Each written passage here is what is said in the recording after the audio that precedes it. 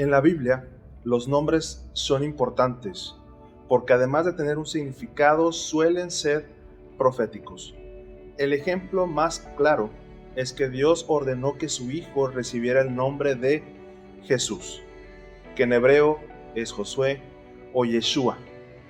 El Mesías de Israel fue llamado así en referencia a la figura del Antiguo Testamento que había sido capaz de concluir la obra de Moisés y liderar a su pueblo hacia la tierra prometida. El nombre de Jesús anticipó proféticamente que su ministerio recordaría el ministerio de Josué, su predecesor del Antiguo Testamento. Pero al considerar que Dios también ordenó que el padre terrenal de Jesús se llamara José de Belén, ¿cuál es la importancia profética de este nombre? Primero, recordemos al José del Génesis. Era el amado hijo de Jacob, quien es el padre de las 12 tribus de Israel. Además, Dios le había dado la capacidad de interpretar sueños y de hecho incluso le habló a José por medio de sueños. Sabemos la historia. Sus hermanos lo vendieron en esclavitud y fue llevado a Egipto. Allí sufrió diversas pruebas, pero Dios tenía un plan y lo elevó a la posición más alta, ser la mano derecha del faraón. Gracias al don de Dios de entender los sueños, salvó no solo a Egipto de una hambruna terrible, sino que también salvó a su propia familia, que llegó en busca de alimento.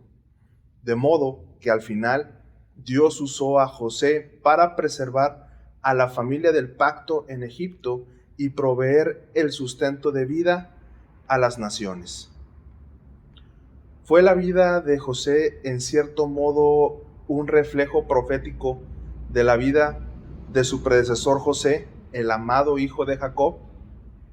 Según la genealogía de Mateo, el padre de José también se llamaba Jacob. Podemos ver que la historia se repite. Especialmente lo vemos al considerar que ambos José recibieron sueños enviados por Dios. José tuvo 3 sueños. En el primero se le instruyó que no se divorciara de María, porque su concepción no era por infidelidad. En el segundo sueño se le indicó que huyera a Egipto con su familia. Y en el tercero se le ordenó que regresara a la tierra de Israel. Ambos José fueron puestos en una situación donde probaron su carácter honorable mediante su respuesta moral a una situación inmoral, en el caso del Antiguo Testamento, o de aparente inmoralidad en el caso de María.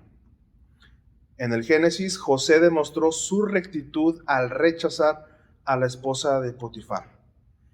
En el Nuevo Testamento, Mateo identifica a José como un hombre justo, en Mateo 1:19, por querer abandonar secretamente a María al descubrir su embarazo, asumiendo que provenía de infidelidad. De las similitudes entre los dos José, ninguna es más significativa que el hecho de que José fuera llamado hacia Egipto como su predecesor. Debido a la animosidad mortal de Herodes, Dios instruyó a José que tomara al niño Jesús, huyera de Israel y se marchara a Egipto.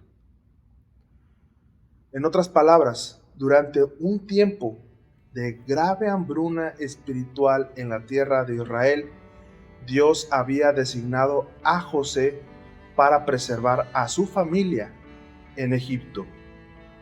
Más aún, al obedecer el mandamiento del Señor, José de Belén, cuyo nombre significa literalmente José de la casa del pan, aseguró que un día Jesús fuera capaz de ofrecerse a sí mismo como el pan de vida espiritual para todo el mundo.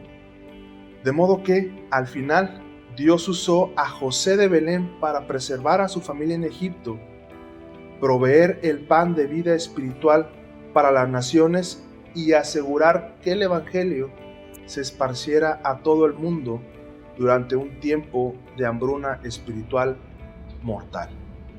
Que Dios les bendiga.